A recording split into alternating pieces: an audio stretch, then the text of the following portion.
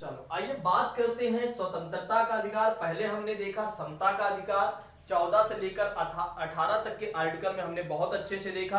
अब आइए बात करते हैं स्वतंत्रता का अधिकार। दूसरा हमारा मौलिक अधिकार है स्वतंत्रता का अधिकार। एक एक मौलिक अधिकारों को अच्छे से याद करते चलिए, क्योंकि ये आपके लिए बहुत ही महत्वपूर्ण है। एग्जाम के दृष्टिकोण से ही नहीं, बल्कि कम से कम आपको ये पता होना चाहिए कि हमारे देश में, यानी कि हम अपने जिस देश में रह रहे हैं, हमारा क्या स्वयं का मौलिक अधिकार है।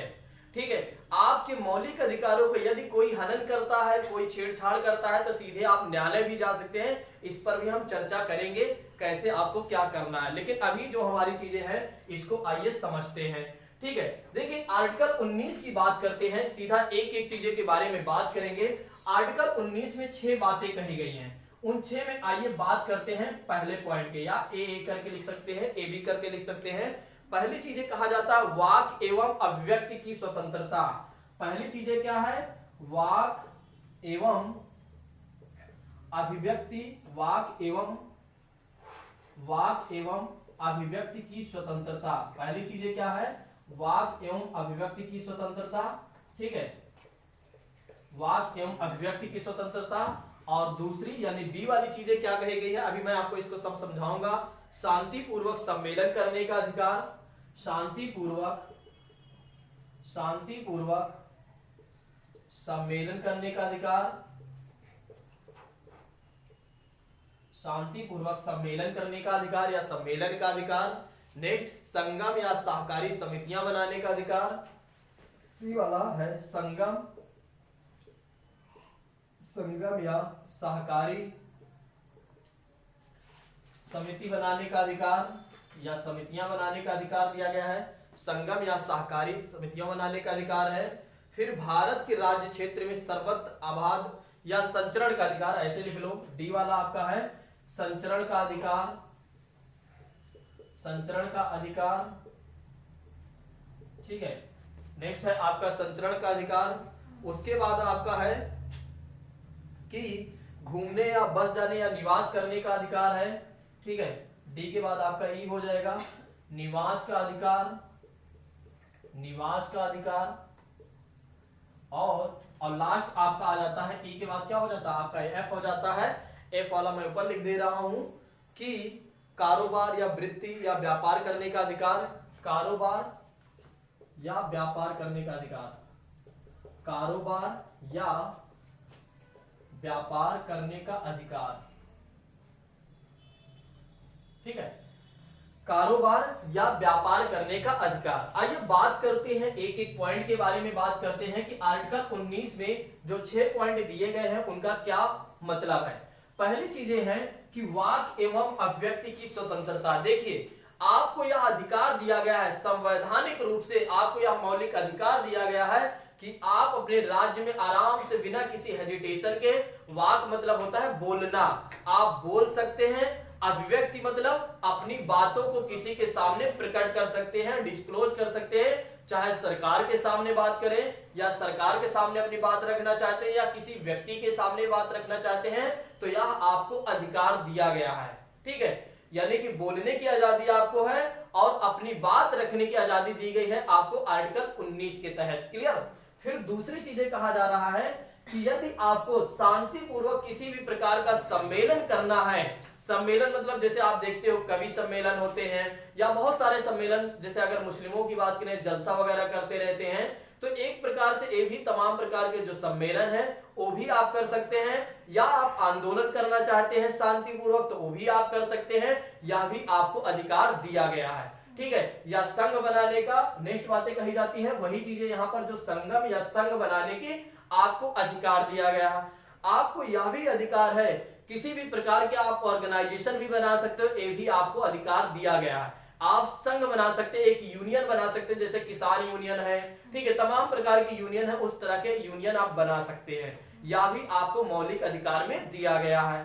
नेक्स्ट बात करते हैं कि संचरण, आप भारत के किसी भी राज्य क्षेत्र में घूम सकते हैं, जा आ सकते हैं, आपको कोई मना नहीं करेगा। आपको यह अधिकार दिया गया है कि भारत के 28 राज्य, 8 केंद्र शासित प्रदेशों में कहीं पर भी जा सकते हैं, आ सकते हैं, यह आपको अधिकार दिया गया है। ठीक है, एक बात ध्यान रखने वाली बात और भी है कि आपको उन क्षेत्रों में नहीं जाना है जो ट्राइब क्षेत्र है, जो जनजातीय क्षेत्र है, जहां रिस्ट्रिक्शन वाली एरिया है, वहां आपको नहीं जाना। नहीं सोचो कि ये तो मेरा मौलिक अधिकार है और सर ने मुझे बताया था, जैसे कल एक बच्चे को मैं कुछ और बताया था, वो कुछ और रिप्रेजेंट अपने आप को प्रेजेंट किया था, ठीक है, वो किसी चीज के दूसरे संदर्भ में। देखिए हर चीजें का कहने का मतलब उस समय का अलग संदर्भ होता है, ठीक है। अब आप क्या समझ रहे हो उसको अगर आप नहीं समझ पाए तो आप पूछ लीजिए, ठीक है, नहीं तो आप कुछ चीजों को यहाँ की बातें वहां इंटरलेट करोगे तो वहां पर नहीं हो पाएंगी, ठीक है। तो यहां पर कहने का तात्पर्य है संचरण करने का अधिकार है, यानी कि भारत के किसी भी राज्य क्षेत्र में निर्बाध रूप से आपको घूमने का अधिकार है, यानी कि सर्वत्र क्षेत्र में आप जा सकते हैं। और नेक्स्ट बात की जाती है निवास का अधिकार है। भारत के किसी भी राज्य क्षेत्र में आप निवास कर सकते हैं, कहीं पर जमीन खरीद सकते हैं, जमीन खरीद कर रह सकते हैं, या कुछ भी करने को आपको अधिकार है। लेकिन बात ये भी ध्यान रखना है कि आपको मौलिक अधिकार के आपको संविधान के अंडर में ही काम करना है, ना कि संविधान के बाहर जाकर आपको काम करना है। उसके बाद बात करते हैं नेक्स्ट, आपको कहा गया है कि देखिए स्वतंत्रता के अधिकार में आपको ये भी अधिकार हम देते हैं कि आप कारोबार या व्यापार कर सकते हैं। जैसे आप और हम लोग हैं, जैसे अभी देखो हमारी जो कोचिंग है गाजियाबाद में चल रही है, तो हम किसी और जगह से हैं यहाँ आकर, ठीक है, कोई कहां से है, मतलब एक तरीके, या हम कहीं पर जॉब करते हैं, जैसे आप लोग हैं अभी राजस्थान की तैयारी कर रहे हैं, आप उत्तर प्रदेश से हैं, आप जाकर अपना कारोबार वहां शुरू कर सकते हैं, राजस्थान में नौकरी कर सकते हैं, या आपको मौलिक अधिकार दिया गया है, ठीक है। तो हमने आपको बताया भी कि आर्टिकल 19 में क्या कहा गया, 6 प्रकार के आपको मौलिक अधिकार दिए गए हैं। और एक आर्टिकल आप याद रख सकते हैं 19A। 19A जो है आपका प्रेस की आजादी, ठीक है, प्रेस की आजादी या प्रेस की स्वतंत्रता, इसको आप जरूर लिख लीजिएगा, ये आपके एग्जाम में पूछा जाता है, प्रेस की स्वतंत्रता, ठीक। 19A में कहा गया है प्रेस की आजादी, मीडिया जिसे आप कहते हैं, जो मीडिया है उन्हें यह आजादी दी गई है कि वे भी कुछ भी कर सकते हैं इन सभी प्रकार के मौलिक अधिकारों को लेकर, ठीक है। तो उन्हें भी आजादी है, इसीलिए आप देखते हैं हमारे यहाँ की जो मीडिया है वो किसी के कंट्रोल में नहीं रहती है, ठीक है। आर्टिकल 19 में सिर्फ उसकी यही बात कही गई है कि आपको, यानी आप प्रेस वाले हैं तो आपकी स्वतंत्रता यानी आपको आजादी दी गई है बोलने वगैरह सबकी, क्लियर। वो एक अलग बात है, सरकार कंट्रोल करती है, उसके अलग प्रोविजन है, ठीक। तो संविधान के हिसाब से इतना कहा गया है, समझ में आया कि नहीं ये बताइए। अब बात करते हैं आर्टिकल 20 की बात कर लेते हैं, ठीक है।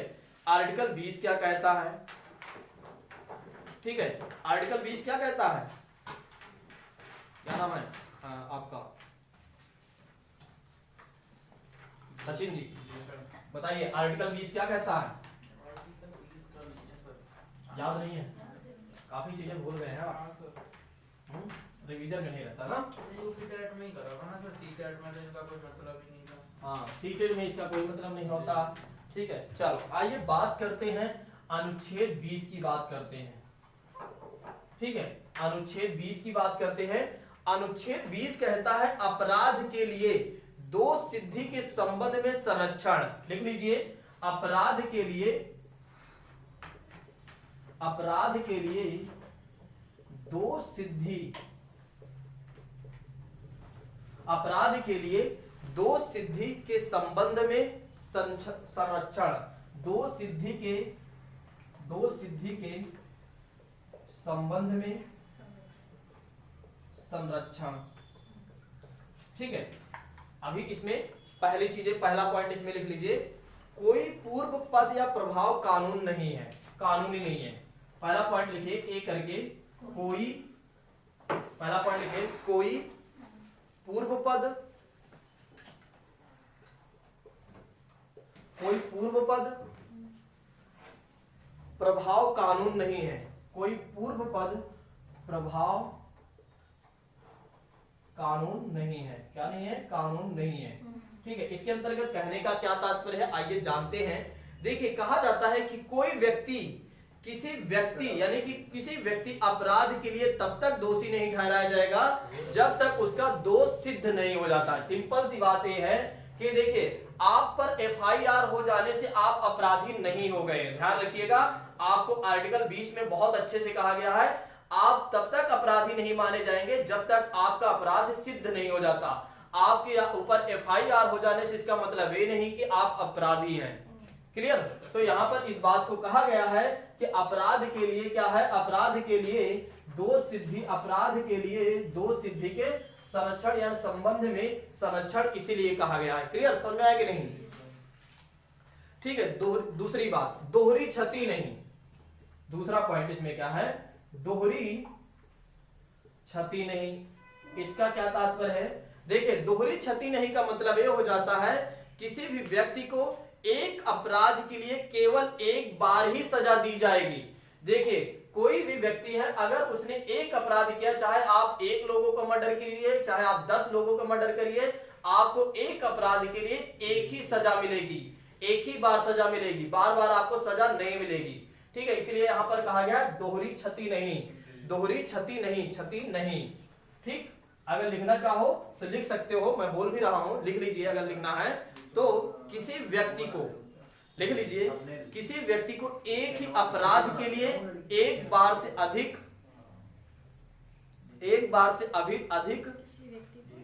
किसी व्यक्ति के लिए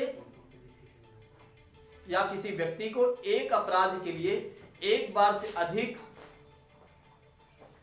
अभियोजित और दंडित नहीं किया जाएगा। अभियोजित और दंडित नहीं किया जाएगा। क्लियर? समझ में आया कि नहीं? एक अपराध के लिए आपको एक ही बार सजा होगी, बार बार आपको सजा नहीं होगी। ठीक है, पता लगा आपने क्या किया, मर्डर किया किसी का, और एक बार आप 5 साल काट कर आइए, फिर बोलेंगे दूसरे वाला का भी मर्डर आपने किया है, उसका भी। चाहे आप 10 लोगों को मर्डर कीजिए, चाहे 5 लोगों को कीजिए, आपने एक ही बार अपराध किया है 10 लोगों का, उसी के अकॉर्डिंग न्यायालय आपको दे देगा। चाहे वो न्यायालय पर डिपेंड करता है किस प्रकार से देता है। ऐसा नहीं है कि आपको 5 साल के लिए पहले वाले व्यक्ति के लिए काटना पड़ेगा, दूसरे वाले के लिए 5 साल के लिए काटना, फिर ऐसे ही, ऐसा नहीं है। न्यायालय क्या करेगा, आपको एक बार में जो आपने अपराध किया है, चाहे जितने लोगों को मर्डर किया है, उसके हिसाब से वो अपना दे देगा आपको एक तरीके से सजा। क्लियर? तीसरी बात करते हैं, स्व अभिशंसन नहीं। ये बहुत ही अच्छा पॉइंट है इसी में स्व अभिशंसन नहीं। देखिए, इसका क्या मतलब होता है, स्व अभिशंसन नहीं का मतलब ये होता है कि कोई भी व्यक्ति, किसी भी व्यक्ति को, चाहे वो अपराधी भले ही क्यों ना हो, लेकिन उसे अपने ही विरुद्ध एक तरीके से सजा को बोलने का अधिकार नहीं है। यानी कि अपने विरुद्ध खुद का वो गवाही नहीं मानी जाएगी, खुद के गवाह के लिए आप बाध्य नहीं कर सकते हैं। क्लियर? समझ में आया कि नहीं? एक बार फिर से मैं बता देता हूं, लिखना चाहो तो लिख सकते हो। किसी अपराध के लिए लिख लीजिए, किसी अपराध के लिए अभियुक्त मतलब जिसके ऊपर यहां केस लगा हुआ, अभियुक्त किसी व्यक्ति को स्वयं अपने विरुद्ध साक्षी होने के लिए बाध्य नहीं किया जाएगा। स्वयं अपने विरुद्ध साक्षी होने के लिए बाध्य नहीं किया जाएगा। ठीक है, मतलब आपको ये नहीं है कि भाई आपको क्या कहा जाए कि भैया तुमने किया है, तुम्हें मार मार के पीट पीट के आपसे बोला जाए कि बेटा तुमने ही किया है, तुम्हें मानना ही पड़ेगा कि हाँ हमने ही ऐसा कार्य किया है। आपको कोई भी बाध्य नहीं कर सकता है, वो चाहे पुलिस ही क्यों ना हो। वैसे तो इस केस में पुलिस ही पूरा काम करती है। ठीक है, पुलिसिंग व्यवस्था ही ऐसे कार्य को करती है। क्लियर? समझ में आया कि नहीं? पहली चीजें मैंने आपको बताया कि आर्टिकल 20 कहता है अपराध के लिए दो सिद्धि के संबंध में संरक्षण।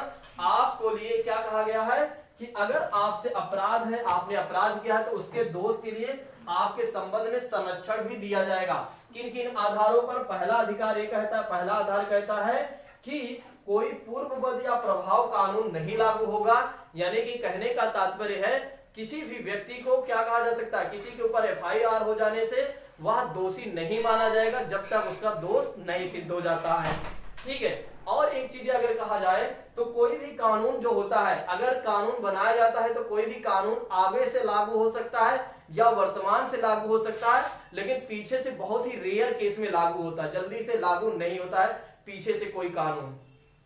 ठीक है, पीछे से कानून बहुत ही रेयर केस में लागू होता है, नहीं तो वैसे तो कानून नहीं लागू किया जाता है। ठीक है, इस पर हम किसी दिन चर्चा करेंगे।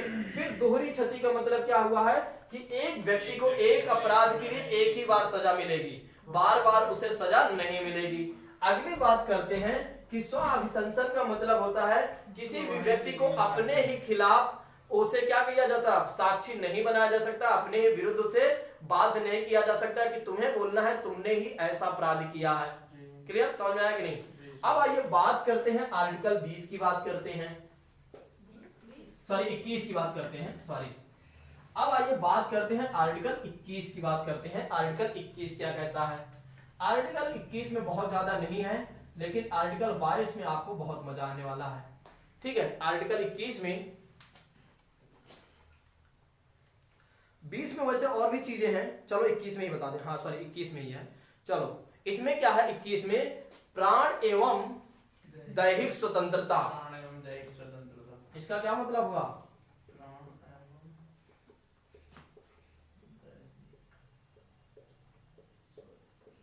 प्राण एवं दैहिक स्वतंत्रता की बात की जा रही है।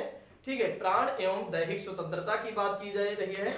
इसमें कहा गया है कि किसी व्यक्ति को उसके प्राण या दैहिक स्वतंत्रता से विधि द्वारा या स्थापित प्रक्रिया के अनुसार ही वंचित किया जाएगा, अन्यथा नहीं। अगर कोई व्यक्ति आत्महत्या करना चाहता है तो ऐसे नहीं है कि सीधा आत्महत्या कर लेगा। ठीक है, अगर कोई व्यक्ति, जैसे हमें आत्महत्या करना है तो हमें न्यायालय को बताना पड़ेगा, उसके लिए विधि प्रक्रिया होती है। उसके लिए क्या नियम होता है? उसके लिए नियम होता है, जैसे मान लो क्या नियम होते हैं, जैसे कोई रोग मुझे ऐसा हो गया है जो रोग ठीक ही नहीं हो रहा है और उस पीड़ा से मैं इतना दर्दनाक, इतनी सहन कर रहा हूं जिससे मुझे मैं सह ही नहीं पा रहा, तब मैं न्यायालय में इस बात की गुहार लगाऊंगा कि मेरे साथ ऐसा समस्या है कि मुझे आत्महत्या करने की इजाजत दी जाए। ठीक है, तो उसमें जब इजाजत आपको मिलेगी तो आपको इजाजत, कुछ नियम उसके होंगे। पहले नियम ये होगा, आपकी कुछ दवाइयां कम की जाएंगी, आपकी कुछ पीड़ा वाली चीजें, मतलब ऐसे धीरे धीरे प्रक्रिया में आपकी खाना कम कर दिया जाएगा, भोजन कम कर दिया जाएगा और भी तमाम चीजें धीरे धीरे आपको एक तरीके से मृत्यु की ओर ले जाया जाएगा। ऐसा नहीं कि डायरेक्ट आपको, ठीक है, फांसी के लिए या सॉरी आत्महत्या करने के लिए बोलेंगे आप पंखे में लटक जाओ, सीधा आपका कुछ भी नहीं है, वो विधि के द्वारा ही होगा, एक नियम के कानून के थ्रू ही आपकी मृत्यु होनी पर होगी। ऐसे नहीं होगा, ऐसे जबरदस्ती नहीं होगा कुछ भी। इच्छा मृत्यु, ठीक है, इच्छा मृत्यु जो आपकी होती है। ठीक है, ये बात समझ गया नहीं? ठीक है, अब जब भी मन करे इच्छा मृत्यु के तो ऐसे नहीं, न्यायालय जाइए, उनसे बताइए कि हम मरना चाहते हैं। एक देश है ना जहाँ इच्छा मृत्यु का प्रावधान है। हाँ ठीक है, चलो आइए बात करते हैं आर्टिकल 21A में क्या कहा जा रहा है। या आर्टिकल 21 में ही बहुत सारी चीजें हैं। ठीक है, आर्टिकल 21A में क्या कहा जा रहा है? देखिए इसमें कहा जा रहा है, इसमें कई चीजें प्रोविजन है। वैसे तो कम से कम है 34 अधिकार दिए गए हैं आर्टिकल 21 में, लेकिन जो मोस्ट चीजें हैं वही चीजें मैं आपको बताऊंगा। पहली चीजें कहा जा रहा है जीवन रक्षा का अधिकार। ठीक है, आपको यह अधिकार दिया गया है कि जीवन रक्षा का अधिकार, जीवन रक्षा का अधिकार, जीवन रक्षा का अधिकार, आपको यह अधिकार दिया गया है कि आप अपने जीवन की रक्षा कर सकते हैं। ठीक है, जैसे आप देखते हैं कि आपका सेल्फ डिफेंस में कई बार आप गोली चला देते हैं तो वो जीवन की रक्षा का ही अधिकार हो जाता है, आर्टिकल 21 ही है। ठीक है, फिर उसके बाद है आपको यह भी अधिकार दिया गया है निजता का अधिकार, जो आपकी स्वयं की प्राइवेसी है। अगर आपका व्हाट्सएप कोई बिना फालतू बिना आपसे पूछे चलाता है, ठीक है, या आपकी डेटा को कोई चोरी करता है तो उसके खिलाफ आप न्यायालय जा सकते हैं, न्यायालय आपकी बात सुनेगा। ठीक है, निजता का अधिकार, हाँ प्राइवेसी नहीं 21A में ही आएगा। हाँ सब इसी में आएगा। अच्छा, अभी इसी में चल रहे हैं। निजता का अधिकार, इसका निजता का अधिकार। ठीक, नेक्स्ट लिखिए, निजता के अधिकार के बाद है आपका स्वास्थ्य का अधिकार, आपको स्वस्थ रहने का भी अधिकार है। ठीक है, स्वास्थ्य का अधिकार। नेक्स्ट हथकड़ी लगाने के विरुद्ध अधिकार, हथकड़ी लगाने के विरुद्ध अधिकार। नेक्स्ट लिख लीजिए, हथकड़ी लगाने के विरुद्ध अधिकार। देखिए पुलिस आपको भले ही पकड़ती है, लेकिन अगर हथकड़ी लगाती है तो उसके विरुद्ध आप न्यायालय जा सकते हैं। ठीक है, न्यायालय में आपकी बात सुनी जाएगी और न्यायालय में उसके खिलाफ आप कार्यवाही करवा सकते हैं। ठीक है, यानी कि हथकड़ी आपसे नहीं, लेकिन हाँ कोई संगीन मामला होगा, कोई ऐसा अपराध होगा जैसे विकास दुबे वाला केस था, तो उसमें हथकड़ी लगाना आवश्यक है, लगा सकते हैं, उसके लिए न्यायालय और नहीं जा सकता। जैसे आपका है छोटा मोटा FIR हो गया बिना फालतू वाले, ठीक है, शांति भंग करने वाला हो गया, या वैसे छोटी मोटी चीजें हो गई हैं, तो आपकी हथकड़ी लगाई जाती है, तो आप उसके खिलाफ न्यायालय जा सकते हैं, पुलिस के खिलाफ। ठीक है, नेक्स्ट बात करते हैं, अकेले कारावास में बंद होने के भी विरुद्ध अधिकार है। यदि आपको अकेले कारावास में या जेल में बंद कर दिया जाता है तो उसके खिलाफ भी आप न्यायालय जा सकते हैं। ठीक है, अकेले कारावास बंद होने का भी अधिकार है। अगर आपको अकेले कारावास या जेल में बंद किया जाता है तो आप बोलिए भैया हमें 2 लोग कर दीजिए, तब कम से कम बोलेंगे, बतलाएंगे। हाँ, अकेले हम क्या करेंगे? अकेले कोई रहता नहीं है। हाँ? रहते हैं। नहीं। अधिकार ठीक है, देखो वो होता है जब आपको 24 घंटे के लिए आर्टिकल 22 वाला भी पढ़ाऊंगा तो बताऊंगा, वही एक अलग प्रोसेस है। ठीक है, नेक्स्ट है त्वरित सुनवाई का अधिकार। त्वरित सुनवाई का अधिकार, देखिए आपका मामला अगर कोई लंबित पड़ा हुआ है तो उसके विरुद्ध भी आप न्यायालय में ही न्यायालय के खिलाफ बोल सकते हैं कि हमारे जो एक तरीके से हमें यह अधिकार दिया गया है हमारे मामलों को तुरंत सुना जाए, त्वरित सुनवाई का अधिकार आपका है। ठीक है, फिर उसके बाद है देर से फांसी के विरुद्ध अधिकार। ठीक है, देर से फांसी के विरुद्ध अधिकार। फास्ट ट्रैक कोड यही है क्या?